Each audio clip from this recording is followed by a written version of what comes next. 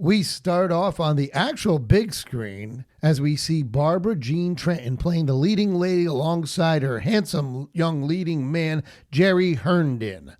The now aging actress Barbara Jean sits in her screening room watching her younger self on this screen, smoking cigarettes with a smile in her eyes. Her maid even enters the screening room and sees the aging actress acting out the part. This is a bit awkward. I mean, I'm pretty sure Doc Wagner stands on the side of his television watching and reenacting his Jailhouse Rock video performance from the 6th grade talent show. So you get it. It's awkward. A man comes to the door, and it's her agent, Danny Weiss. Danny goes and speaks with Barbara and brings up the fact that she's living in the past. Let's just say a bit too much. He does tell her, though, that she has a meeting with a big producer about to get a big part in a movie, and she gets very excited about this, of course. And you really start to take notice on how much her agent, Danny, really, truly cares about her. She loses herself for a while, reminiscing, of course, in the past. Again, Danny really drills it home that it is 25 years later. They show up for the meeting with the big producer, and he lets her know that the part he wants her to play, that he is offering, is a small part, but a good part. But it's the part of the mother. Now, Barbara is obviously not having this. There is no way she could play a mother. She's much too young, though she's not. So she refuses the role and storms out of the office, but not by taking some reality check shrapnel from the producer. Super agent Danny gives the producer a piece of his mind, showing once again how much he actually truly cares about Barbara, and he is worried about her.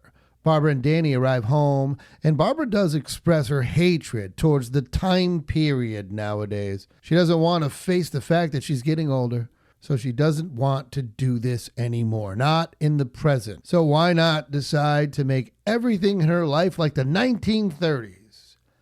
So this includes throwing a party for her and all her old friends. But then Danny lets her know that all her friends are either gone or dead. A frustrated Danny leaves, and she locks the door behind him.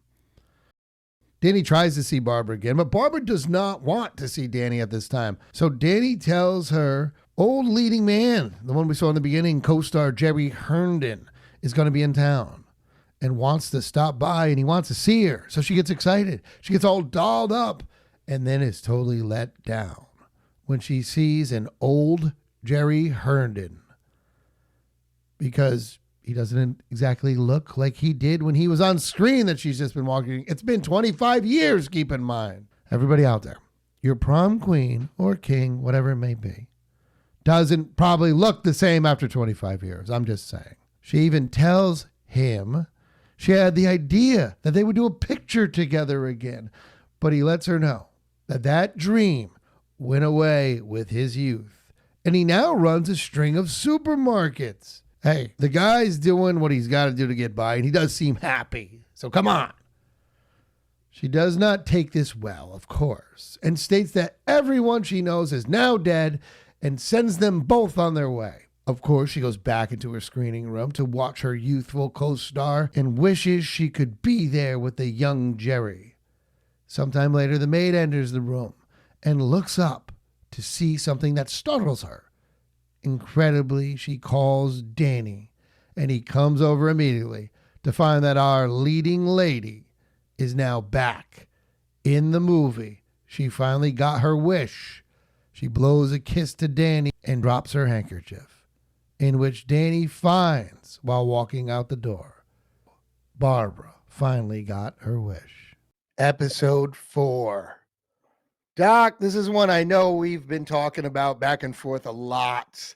And of course, I'm here with Doc Wagner. Sorry I didn't give you the introduction that I probably should have. But Doc Wagner here, Buck Wonder, right here as well. Doc, let's get into what do you, I mean, first. That was a great recap.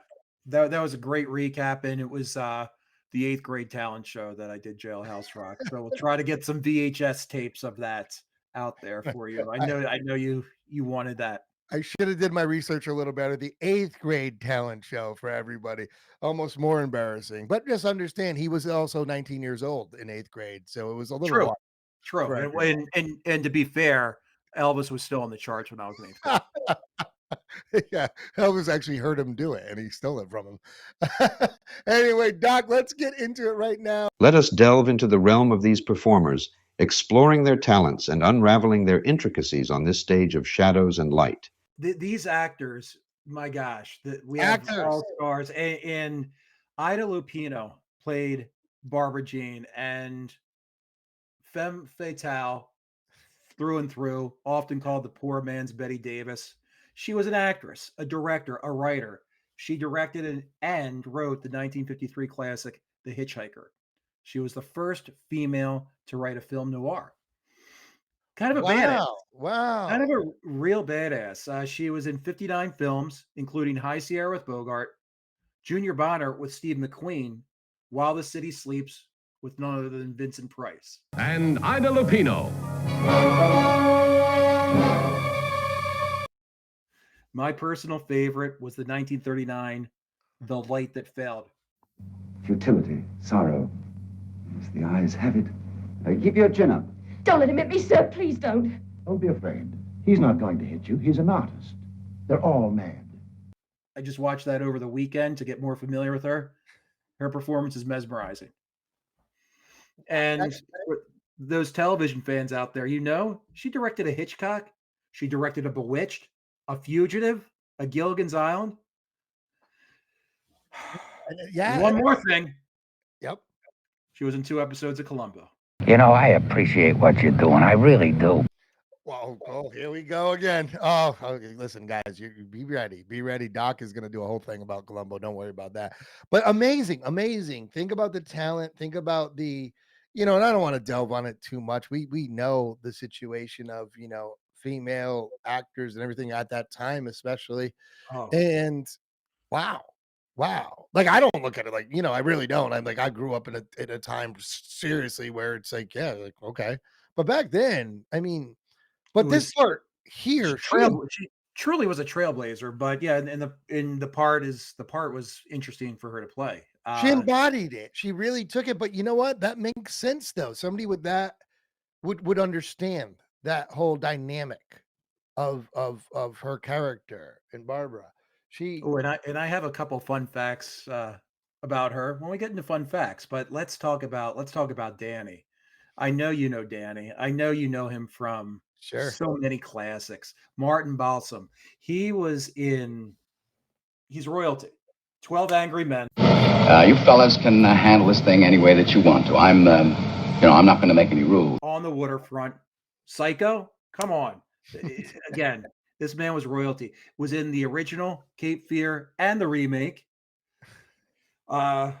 He was in another Twilight Zone episode in the original, and he was also in 2 episodes of the 80s remake of the Twilight Zone. I could go on and on about these actors. I love these actors in this particular episode. Doc, every time, and we all know this. We know these are great actors, everything like that. Like, I watch TV now, and then you watch this, and you like, everything is like a performance of, like, they're on stage and giving the best performance. They're all so good. There's no throwaway actors. So we have this actors that are normal now. Listen, I hope people strive to just be like good actors, right? That's what they are. Good actors. Everybody was great. It was everybody's performance. If they had 5 lines in these things, they just hit it out of the park. Unbelievable. And the appreciation I have for them. And yeah, his dynamic in this, every time I watch one, I'm like, this is the best actor I've seen in one of these every single time. And I was even saying it about the ones in this one, and I'll do it in the ones in the next one. There's no, Doc, one day we will do like our top 5 acting performances. We can't do actors because we know, obviously, I'm going with Burgess Meredith, of course. We all know this.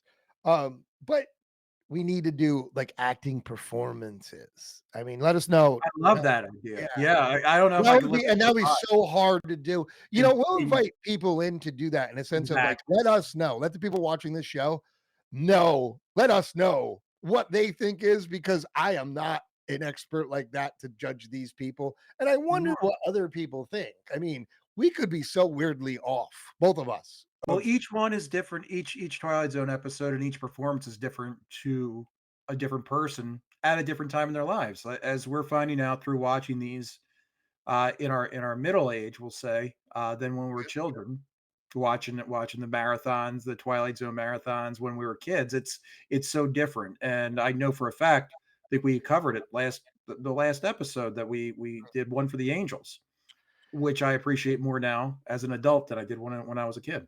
Yeah, yeah. I guess time does that. I mean, watching other things do that. And the one thing that watching these Twilight Zones again do, and I knew it would, it is true. Now I watch other things and be like, wow, these people just learn their lines and get by. But as it, Yes. honestly, as a trained actor myself, outside of where I went to school, where they're very particular, um, that's what it is. It's don't bump into the furniture. What was it? Whose line was that, Doc? You know who that is. Learn I your line, don't. don't bump into the furniture. Oh God, I'll put it up there when I'm done this. Watch, I'll flash it up there because you know me, but I don't really remember everything. But it's somebody said that, and that's really what we've taken to an extreme of just learn your Well, line, don't bump into the furniture. These people didn't do that. They would have, that's why we're doing Twilight Zone and not whatever kids are watching these days. yeah. But that said, Buck, I'm kind of interested. Who would Mm. you have who would you have if it was filmed this year? Okay. Ready with the shot, Mr. DeMille. All right. I'm interested. Are they alive? Well, you know me. We'll see. We'll see. And Doc and I have had a conversation about we're gonna do a memoriam for all the people that I say that are actually passed away that I put into my picks. So that's gonna be my penance to everybody. I'm gonna have to pay the price and do that, which I think will be good for everybody to watch. It'll be fun. But this time, I'm pretty sure these will. Hey, I'm just gonna say, and this might be a little goofy, but I'm going overboard with this one. Perfect. Goldie Hawn, Kurt Russell. How about that overboard? Well, I got Kurt Russell as the older actor, not the agent. I'm going with oh God, what's his name there? I forgot the name of the leading man. Danny. Boy, are you stupid, Charlie Brown. No, Danny's the agent. The leading man's Jerry. Jerry. Oh yeah, Jerry. And Kurt Russell's Jerry. Yeah. Yes. So I'm going with Jerry. Danny's yeah. So I'm going with those two because I think it's funny and honestly, it's because look at Goldie Hawn used to be the cute girl and now she's doing all the plastic surgery trying to say it, but that's what it is. And Kurt Russell would be a great one to be like. I feel like he'd be the guy being like, "Hey, I got older. I'm in the supermarket now." I mean, there's a lot of them, and maybe I'm doing it to make a point a little bit of the Goldie Hawn thing, because you No, I could like really it. look at it, and you could look at like say a Kate Winslet now, and I don't know what she's doing, what she looks like or whatever, but talk about she's Titanic 25 years ago, right? That's about 25 Yeah, years that's ago. that's fair. Yeah, yeah, so saying somebody like that would make sense, and be like she'd be great at it and she's a great actress. But I'm going with somebody who I feel like would really embody the part of trying to be like the young cute girl again and really you're, however old, Goldie and Kurt Me. Russell obviously they have a relationship. So I'm going with them. But with Danny, the agent, now I'm Yeah. going comedy here, Doc. I'm going comedy. I think you're gonna like this one. And I'd have to let him go a little bit and change the script if he did it, obviously. But how about Ricky Gervais? How Oh my funny god. would Oh my god, Ricky You hit this Gervais. one out of the I park. love that. so how great would that be? Obviously, it would change the dynamic a little bit, but you could see him just be like, "Oh, come on. Are you serious? Like, come on, get out of your room. You're old now." That was a terrible English accent I just did, but I tried. Absolutely mental. But that's what I'm going with, Doc. love What it. about you? What about you? I mean, I I love went a it. little crazy. Well, for my actress, I think she's done it once or twice. Jessica Lange. Jessica Lange. Okay. Well, You're going yeah, very that like, would yes, you're totally going very like, yeah, then proper. That's good. well, and I'm also envisioning the lead actors as a little bit older because as Danny, I have John Voight. Someone who has been with her in my reimagined one. We're gonna say have been business partners for 40, 50 years. And I mean, it makes sense. I mean, if you're putting the lead actress at that age, right? Yeah, Danny would be the You same. know, because this one she's going to play 40. If you listen to this episode, she's like, "Yo, you're a mother. You're 40," and you're looking like, Exactly, exactly. yeah. And I have kind of a out of the park one, or I shouldn't say out of the park, oddball one. I have Richard Dreyfuss as Danny.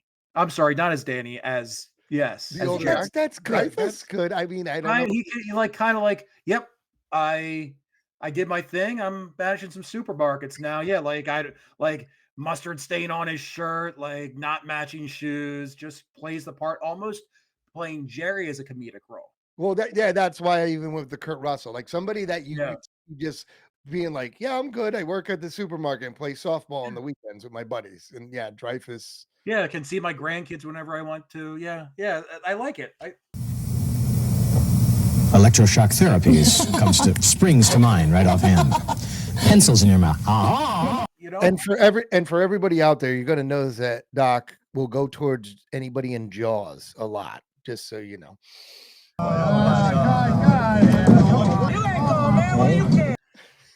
all right. I You're had right. Jessica You're right on Tandy that. on there. That's the worst part. You know me. You're right on that. Well, we already saw Maury Hamilton. I know. That's why I said it. Now let's get into it. I usually go crazy on my fun facts. I went so much fun facts on the actors that I limited myself here. Fun fact: I was rejected from Before we get Scientology. into fun facts, I do want to give you and everyone out there. I get fun facts from all over the land, but one thing I do rely on is my Bible, The Twilight Zone, unlocking the door to a television classic, Martin Grams Jr. And we're going to put the link down here for everybody. It's thick. It has everything you need to know, everything you didn't even want to know about the Twilight Zone. And I actually got this fact out of this book. Rod Serling was not a fan of this episode. In fact, he said in an interview, "I don't know where the hell I got this idea, but I wish I'd never gotten it." Well, I'll tell you. I mean, Rod Serling goes around Hollywood. This idea is still around. I mean, It is, and we're gonna and be it's in life. It's and it's been everywhere. before, and it's been after. We'll get into influences. We will, because it is a bit simple for him, and I sure that's what Rod meant. He Yes. likes a little bit like one of your friends thinks that was this way, not like a bunch of them. And I believe it's that. But yeah, we'll get into that. But I understand it. I understand. The maid, Barbara's assistant, was a woman by the name of Alice Frost, and you may recognize her as Anthony Fremont's aunt in the episode of Twilight Zone episode "It's a Good Life." Ah, So interesting. just you reuse there we go, another actor that being reused. And this one that I think was one of the most bizarre and awesome things that I found out when I was researching this particular episode. 1959, a ninth grader, and we have his name. His name's Tom Brown. He was from Townsend, Maryland. He wrote a letter to Rod Serling asking if he could use the 60 millimeter to do in his drama club. Told Serling, "Hey, it's a drama club. We don't have any money," and I'm paraphrasing here. "So if there's royalties involved, I won't be able to pay." This letter was written like in the end of November. The beginning of December, Rod Serling wrote back to this kid in ninth grade. Could you imagine this? And Well, basically told him, "Sure, that's fine, and good luck." that's great. That's just Yeah, wild. it really is. Imagine being that kid. Yeah, this Rod sent me a letter. I got it. I got to go. I got to go. It's all good. Yeah. Me and Rod, we're gonna hang out later. I mean, it's what it is. It's just the things you could do back then is just Yeah. amazing. I mean, we think we can touch the world with Twitter and everything now, but good old fashioned letters back then were amazing. Yeah. People read them and wrote back. Yeah, imagine that. Yeah, I know. No.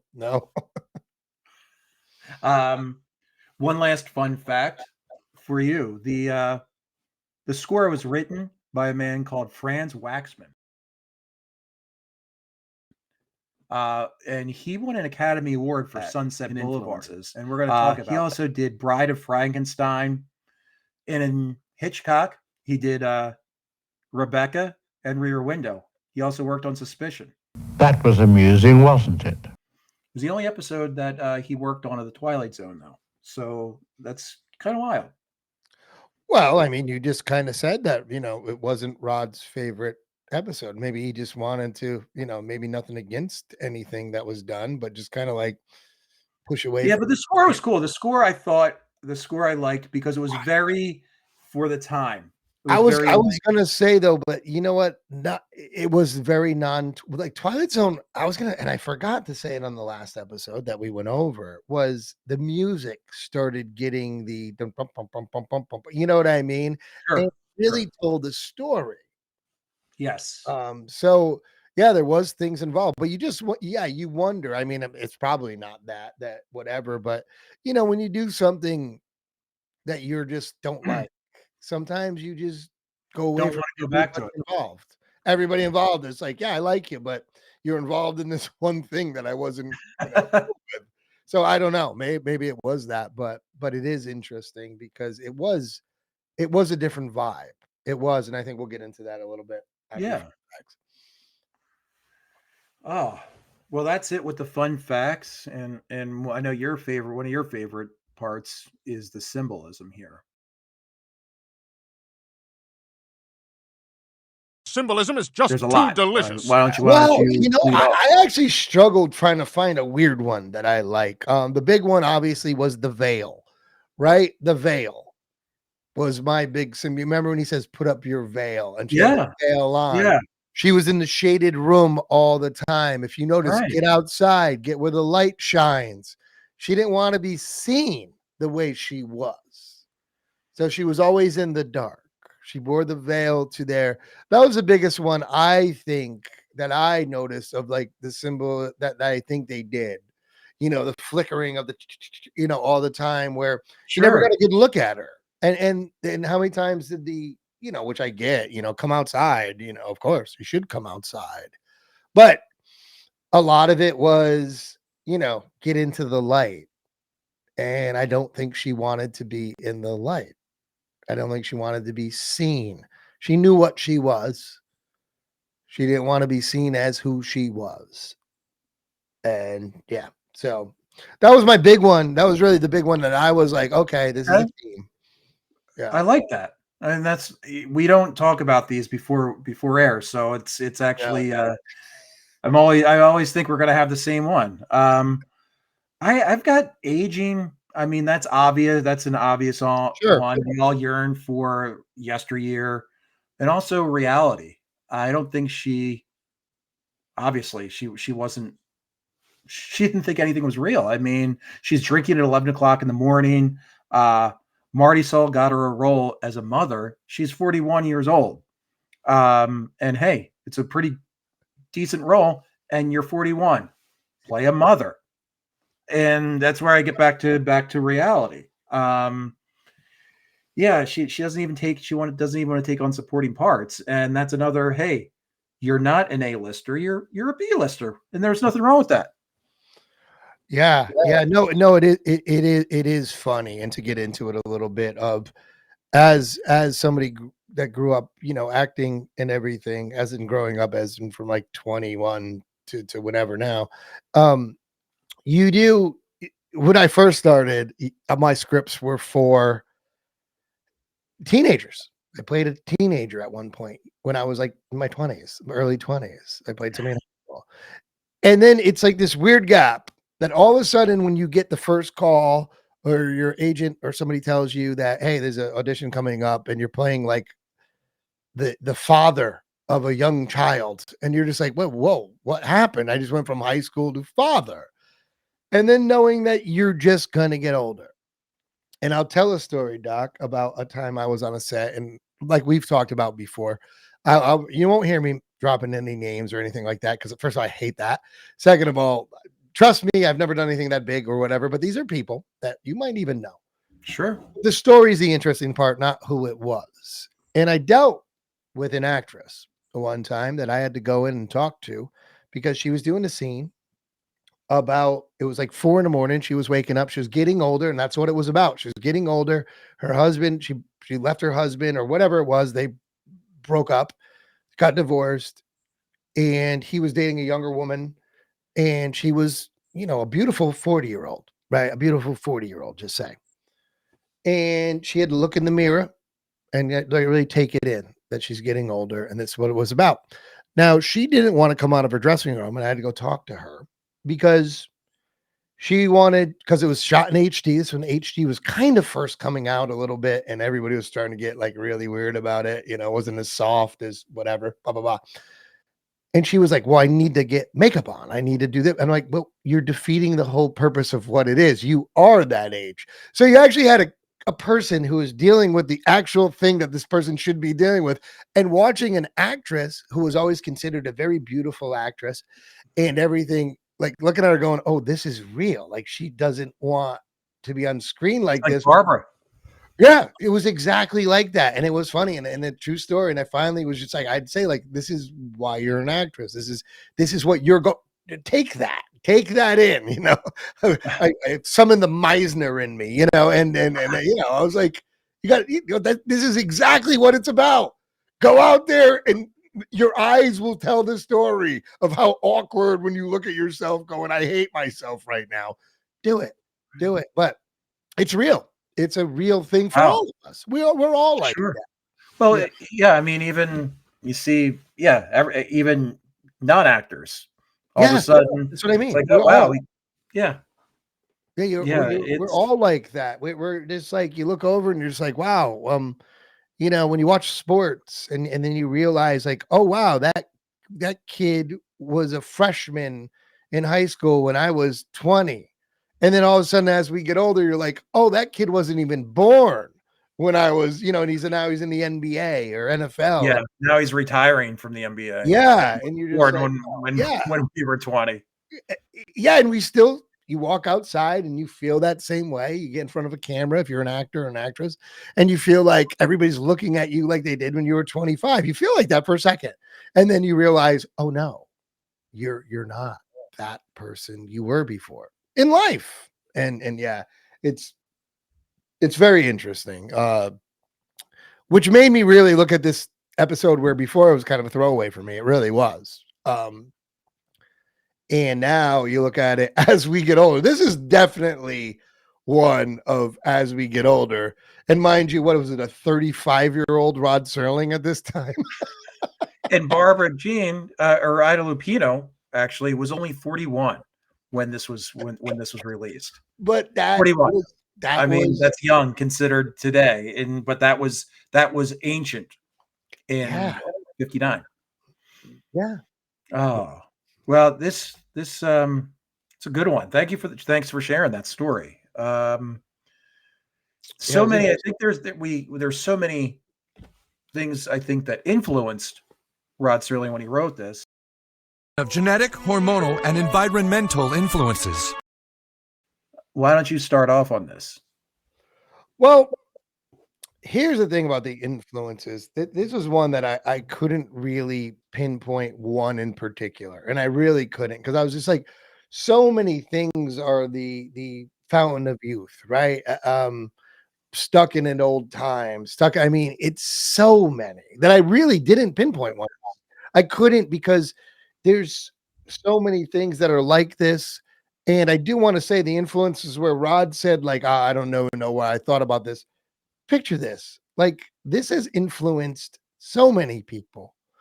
This thing that happens of getting older. And we talked about it, where how many people are getting, plastic surgery that just don't get it. Like, you're getting old. Like, it's what it is.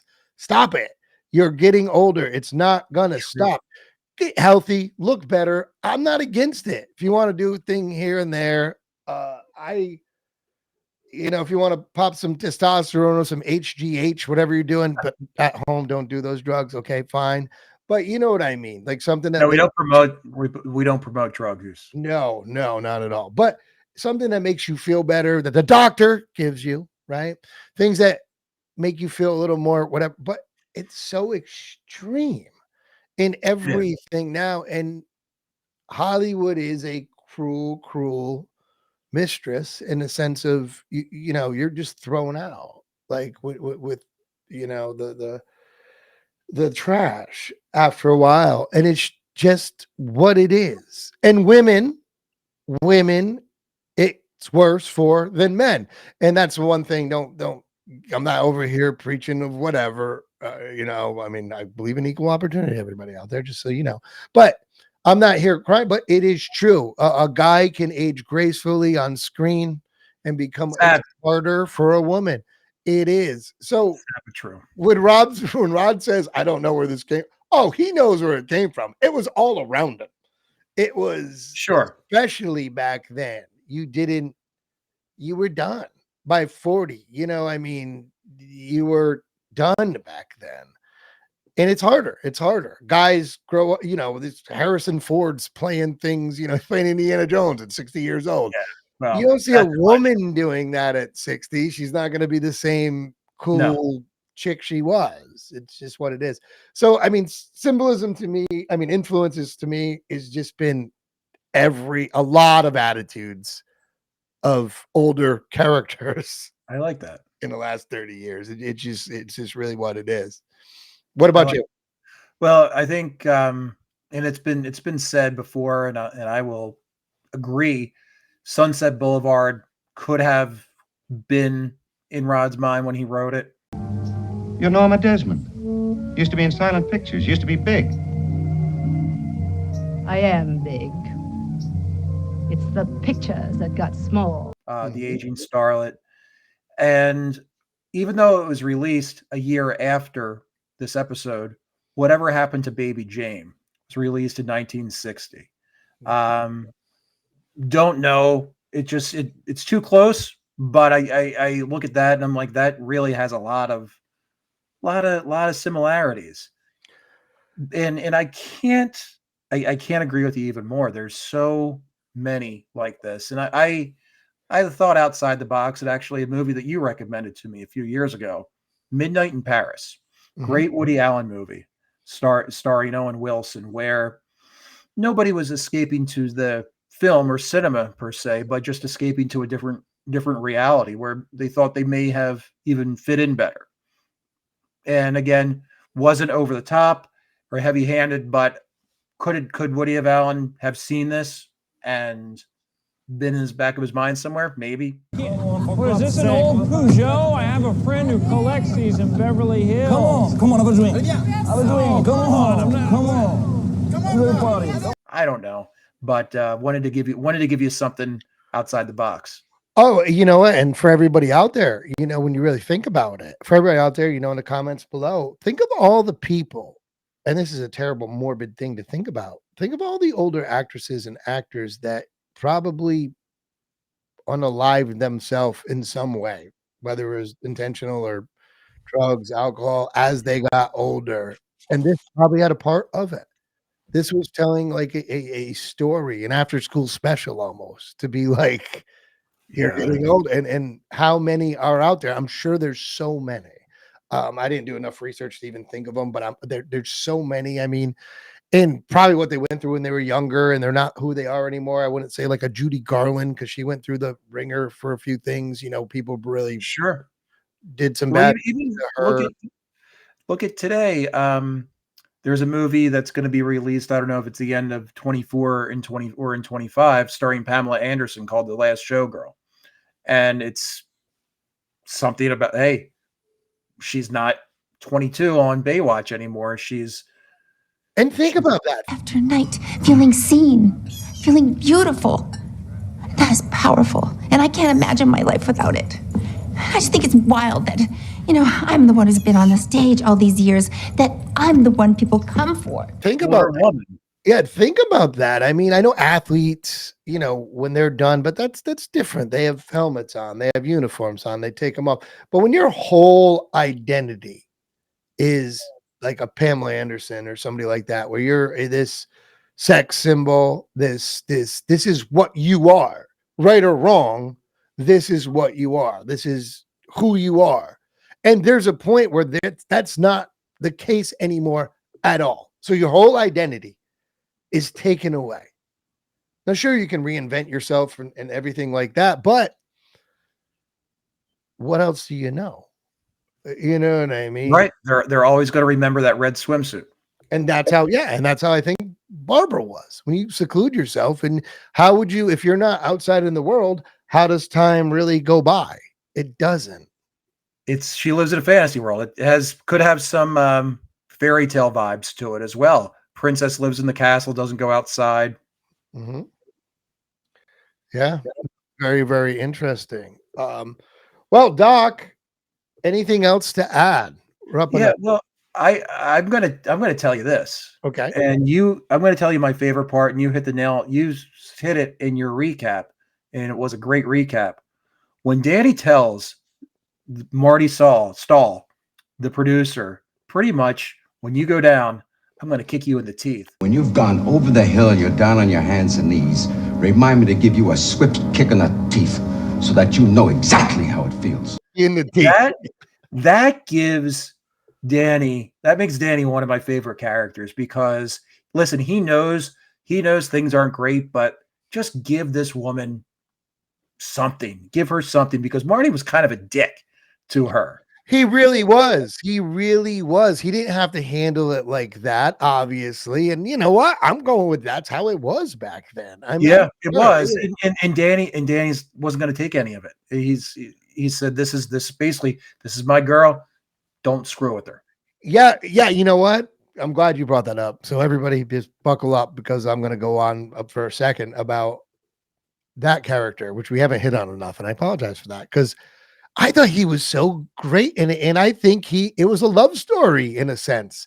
I think he loved her. He really did. And you saw him taking care of her. And in my mind, I made it up in my head that he was a big fan of hers when he was young.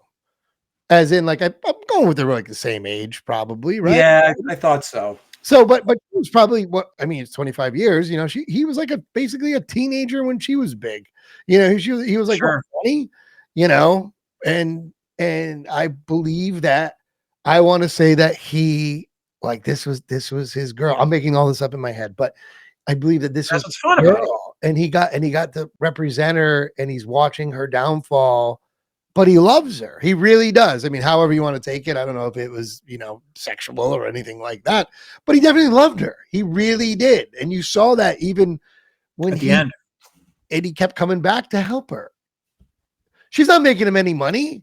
You know what I mean? He's an agent, Yeah, but he's still there. He's still there. Even when she was a jerk to him. She really was. And that's something else. Jerry's coming over, or just coming over to check on you. Yeah. Exactly. It was almost like, I agree. I think he was in love with her. If she was landing big roles every week, I'd be like, yeah, it's his cash cow. Of course he is. She wasn't. Right. And he cared as a human being. And when she said, a great line in there is when she looks and basically says, "You're right, all my friends are dead. Everybody's gone." What she remembers after she meets, the older actor. Right. Yeah. Kind of sad. It really was. And she kind of had this realism like thing. And I don't know. Well, let's sum it up though with Doc. Did you feel, we've talked about how feel good. Is this feel good? It's gotta be. It's gotta be a fairy tale or not. This is a tough one, because is she dead? The actors that she goes into the forever with, the one actor has already passed away. I think a couple of the actors have already passed away, yet they're all at their prime when she goes into the cinema, when she goes into the film, whatever you want to call it. She might not be. So I thought it was, but I rewatching this, I'm like, maybe she is dead. The dropping the scarf though, maybe she's not. She's in the Twilight Zone. Exactly. Well, and Twilight Zone is also a lot of times a representation of heaven. Yes. Purgatory or hell. We've seen that. So is it a happy ending? Yes. And if she's dead, maybe she wanted to die. And she's where she wants to be. How did her agent feel when he left and picked up the scarf? Was he sad? Yeah. He was sad. He wasn't happy for her. I think he was confused more than anything. Like, oh, me too, because I was confused too, thinking of that. Because that would make it the happy or sad thing. If he smiled at the end, I was like, you got. yeah. I would have made it so much happier. But the little thing he didn't do, which I get, like that's why I'm going with. I feel like Rod would have done that. He would have made it that way, where he just smiles and goes, Barbara, yeah, you're back, all right, and then it would have been happy, right? The fact that he just smells it, knows it's her, and just kind of walks away, it doesn't make it that happy. Like, oh, you should have moved on with your life, because you can look at it that way. You should have moved on with your life and been happy as you got older. Now you're stuck. You could look at her as being stuck. She's stuck now, which is very Twilight Zone, but that's why it's the Twilight Zone. But she's stuck in the place she wants to be. And I guarantee you that's why he didn't give a smile. He didn't do anything at the end, because they wanted us to sit here and go, because you don't know. And that's what the Twilight Zone does. You know, they don't really give you a definite answer. A lot of it. It's great. That's why we're doing it. Exactly. All right. So with that being said, let's go on to the ratings. Well, who are you to judge me? Doc, can start with you on this one. What do you think? We spoke about the actors and the performances, but they're not saving this. In my opinion, I'm giving this one a 5 out of 10. I think that I'm being a little bit generous, but from what we've seen thus far, this has been the weakest of the episodes, I feel like. And in a 5, it's nothing to shake a stick at, but that's where I'm staying. I'm going lower. I'm going with a 3. I'll tell you the biggest reason why. The acting performances, everything was great. The story is very relative, great, and who knows, maybe it wasn't that predominant as it is now. You know what I mean? Maybe it was, maybe it wasn't. I don't know. I feel like this story could have been told in about 5 minutes.